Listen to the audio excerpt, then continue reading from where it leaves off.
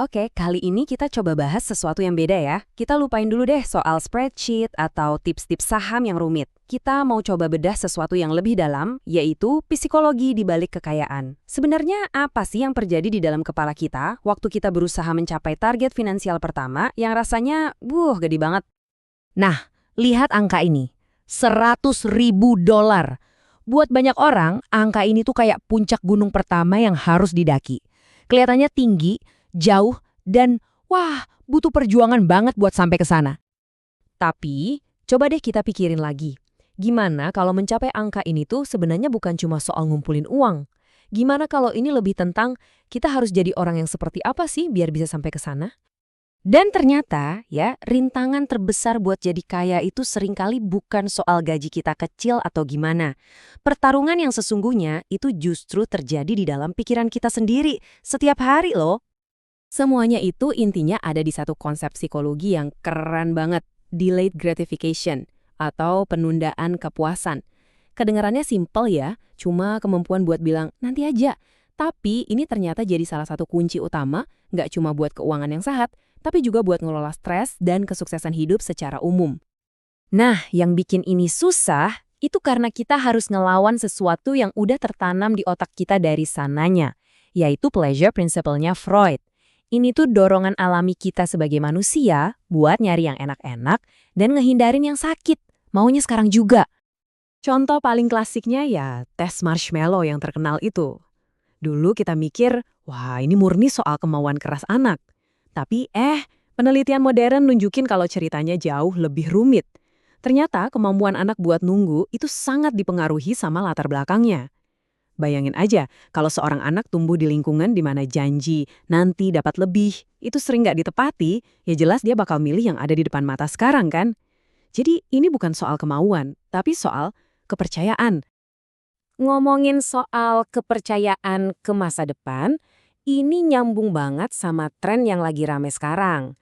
Di dunia yang rasanya makin nggak pasti, gimana sih cara kita nyeimbangin antara nabung buat nanti sama nikmatin hidup sekarang? Nah, generasi muda kayaknya punya jawaban baru nih. Para ahli nyebutnya soft saving atau menabung lunak. Ini tuh kayak respon langsung terhadap ketidakpastian ekonomi. Idenya gini, daripada mati-matian nabung buat tujuan jangka panjang yang mungkin nggak jelas tercapai atau enggak, mendingan kita investasi kebahagiaan dan pengalaman sekarang. Rasanya lebih pasti, gitu. Dan ini kelihatan banget di sekitar kita kan, orang lebih milih pengalaman daripada cuma punya barang. Lihat aja gimana ekonomi konser meledak. Satu tur dari Taylor Swift aja misalnya, bisa ngasih dampak ekonomi yang gede banget buat satu kota. Ini semua nunjukin kalau sekarang cara kita membelanjakan uang itu lebih tentang ngejar kenangan dan nunjukin apa yang penting buat kita.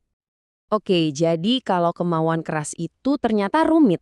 Terus godaan buat nikmatin hidup sekarang itu gede banget. Gimana dong caranya? Apa yang bisa jadi bensin buat kita tetap di jalur? Nah, jawabannya mungkin ada di pemikiran penulis Robert Kiyosaki.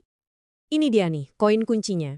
Semua teknik menabung, semua cara investasi, itu bakal percuma kalau kita nggak punya alasan yang kuat. Why-nya yang kuat. Why inilah yang jadi mesin emosional kita, yang ngasih kita kekuatan buat tetap disiplin pas lagi susah-susahnya. Kiyosaki ngasih latihan yang simpel tapi ngena banget. Coba deh, jujur sejujur-jujurnya sama diri sendiri. Apa sih yang benar-benar Anda sukai dalam hidup dan apa yang Anda benci setengah mati? Katanya, gairah dan energi buat berubah itu datangnya dari dua kutub ekstrim ini. Itulah bahan bakar Anda. Nah, saat Anda udah nemuin mengapa itu dan mulai melatih otot pengendalian diri, sesuatu yang lebih dalam terjadi. Anda bukan cuma lagi ngumpulin uang. Anda secara fundamental lagi mengubah cara pandang Anda, identitas Anda.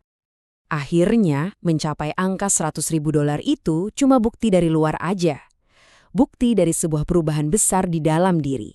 Dari yang tadinya punya pola pikir konsumen, yang selalu bilang suatu hari nanti, jadi punya pola pikir investor, yang bilang, oke, ini hari pertama gue. Ini ngebawa kita ke bagian terakhir, bagian paling penting, yang bisa kita rangkum dalam sebuah teka-teki simpel. Coba pikirin sebentar.